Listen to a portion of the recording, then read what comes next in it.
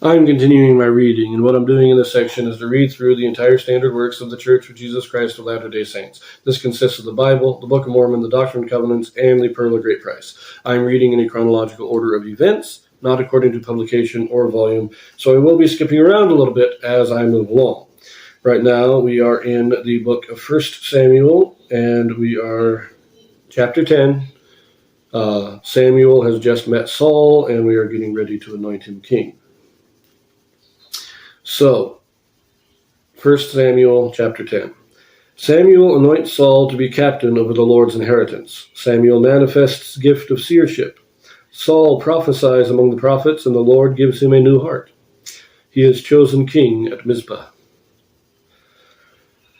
Then Samuel took a vial of oil and poured it upon his head, and kissed him, and said, Is it not because the Lord hath anointed thee to be captain over his inheritance? When thou art departed from me today, then thou shalt find 2 men by Rachel's sepulchre in the border of Benjamin at Zelzah. And they will say unto thee, The asses which thou wentest to seek, are found. And lo, thy father hath left the care of the asses, and sorroweth for you, saying, What shall I do for my son? Then shalt thou go on forward from thence, and thou shalt come to the plain of Tabor. And there shall meet thee 3 men going up to God to Bethel, one carrying 3 kids, and another carrying 3 loaves of bread, and another carrying a bottle of wine. And they will salute thee, and give thee 2 loaves of bread, which thou shalt receive of their hands.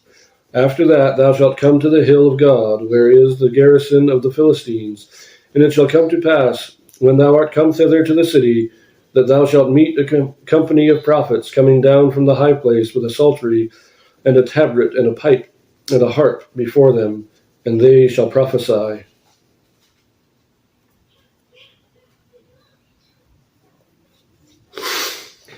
And the Spirit of the Lord will come upon thee, and thou shalt prophesy with them, and shalt be turned into another man. And let it be, when these signs are come unto thee, that thou do as occasion serve thee, for God is with thee. And thou shalt go down before me to Gilgal.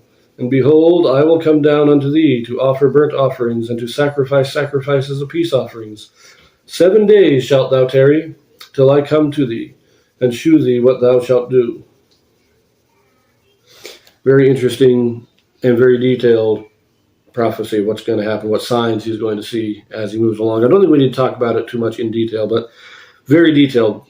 He tells them what people will say, how much food they're going to give him, exactly where they're going to be, and he tells him where to go, and that he will himself prophesy. Very, very detailed. Don't get too many signs of this much detail. So, verse 9. And it was so that when he had turned his back to go from Samuel, God gave him another heart, and all those signs came to pass that day. And when they came thither to the hill, behold, a company of prophets met him, and the Spirit of God came upon him, and he prophesied among them. And it came to pass, when all that knew him before time saw that, behold, he prophesied among the prophets. Then the people said one to another, What is this that is come unto the son of Kish? Is Saul also among the prophets? And one of the same place answered and said, But who is their father? Therefore it became a proverb, Is Saul also among the prophets? And when he had made an end of prophesying, he came to the high place. Now, just from this we know that Samuel is not the only prophet. There are many prophets here. It said a company of prophets came down. So there were those, and I believe these men held the Melchizedek priesthood. They were prophets who held the Melchizedek priesthood. We have the Melchizedek priesthood being preserved. It is not given to the general populace, but we do have it. It exists in some form. When Saul starts prophesying, those who know him personally are surprised. It's like, wait, is he a prophet too? And when it says that it became a proverb, I think this is one of those things, it's a saying of surprise, you know. If something surprises you, then you respond with, is Saul also a prophet? This is like, something that's not quite believable but is true. And that's what I think it's a saying for that kind of that gives that indication when you say that you are surprised. You believe it, but you are surprised. Anyways, verse 14. And Saul's uncle said unto him and to his servant, Whither went ye? And he said, To seek the asses. And when we saw that they were nowhere, we came to Samuel. And Saul's uncle said, Tell me, I pray thee, what Samuel said unto thee. And Saul said unto his uncle, He told us plainly that the asses were found, but the matter of the kingdom whereof Samuel spake, he told him not. And Samuel called the people together unto the Lord to Mizpeh, and said unto the children of Israel, Thus saith the Lord God of Israel, I brought up Israel out of Egypt, and delivered you out of the hand of the Egyptians, and out of the hand of all kingdoms, and of them that oppressed you. And ye have this day rejected your God, who himself saved you out of all your adversaries and your tribulations. And ye have said unto him, Nay, but set a king over us. Now therefore present yourselves before the Lord by your tribes and by your thousands. And when Samuel had caused all the tribes of Israel to come near, the tribe of Benjamin was taken. And when he had caused the tribe of Benjamin to come near by their families, the family of Matri was taken. And Saul, the son of Kish, was taken. And when they sought him, he could not be found. Therefore they inquired of the Lord further, if the man should yet come thither. And the Lord answered, Behold, he hath hid himself among the stuff. And they ran and fetched him thence. And when he stood among the people, he was higher than any of the people from his shoulders and upward. And Samuel said to all the people, See ye him whom the Lord hath chosen, that there is none like him among all the people. And all the people shouted and said, God save the king. Then Samuel told the people the manner of the kingdom, and wrote it in a book, and laid it up before the Lord. And Samuel sent all the people away, every man to his house. And Saul also went home to Gibeah, and there went with him a band of men whose hearts God had touched. But the children of Belial said, How shall this man save us? And they despised him, and brought him no presents, but he held his peace. Now there's a lot of stuff going on here. So first of all, Saul's uncle was asking Saul what happened, and Saul told him, Well, we went searching them, and we talked to the prophet, and he said they were already found. So we came home. He doesn't tell him about being king. Then Samuel gathers all Israel together, and they're basically casting lots again. That's when they say the tribe of Benjamin is taken. They cast lots. They had the 12 princes of the 12 tribes step forward. They cast lots. Benjamin got the lot. So the other 11 went back, and the heads of all the families of Benjamin came forward, and they cast lots, and they got the lot fell on Matri, and they cast lots again, and it fell, and in a series of lots, it eventually fell to Saul. But when they went to go and crown him, he was in hiding. He didn't want to be king.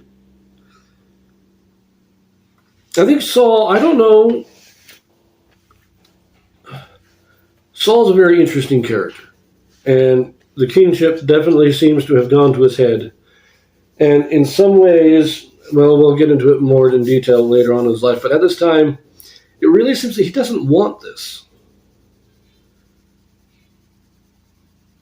Now, is this because he is a humble man, doesn't believe he's worthy of it? Or is it because he's just kind of a private guy and just doesn't want people getting into his affairs? We're not really sure. I think it was, he had to have been a good man when he was first chosen. God would not have chosen an evil man. So I think we are seeing that early on, I think there was more, not true humility, but a insecurity, that he didn't think he was able to do it. But eventually he accepts it. But then we have that last comment that the certain sons of Belial did not accept him. Now, maybe I should do a full supplement on the sons of Belial, but I think it suffices to say the word Belial means worthless, and is frequently translated in the Bible as wicked. The sons of Belial are those who reject God, who live in wickedness, and are thus, in a sense, worthless. They don't put any value in the gospel. And so when Saul is selected, Saul is a powerful man. He is an imposing figure. He is taller. He's almost like a foot taller than everybody else. So if the average height of the Israelites was, say, 5'10", Saul's like 6'6" to 6'10", somewhere in there. He is a large man. And yet these guys say, nah, he's not going to do anything for us. We're leaving. And why is that? I don't think it was because they thought he was a weak man, but because he wasn't, at this time, was an honorable man.